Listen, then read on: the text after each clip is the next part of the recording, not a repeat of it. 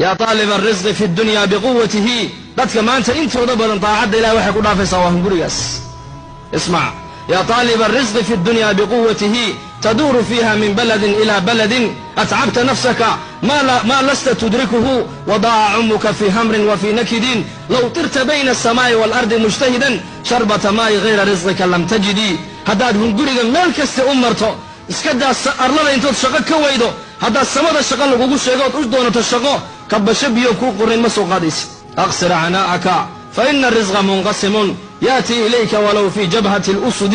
تعبكاga yaree haysdaalin xoogaaga iyo caqligaaga iyo cimrigaaga adduunyada ha ku dayicine kala reebo oo aakhiradaadi ha seegin arsaaqadaadu hadday libaax foodiisa taallo ayadaa kuu imanaysee laa tacjalanna fa ina risqa laysa bilcajali ha degdegin arsaaqada xoog iyo qafqaf laguma hele risqu maktuuman bilawxi maca alajali arsaaqadaadi iyo cimrigaagu waxay ku qoran yihiin loox maxfuudka ma dhimanaysid ilaa arsaaqadaada aad dhammaysatid maahin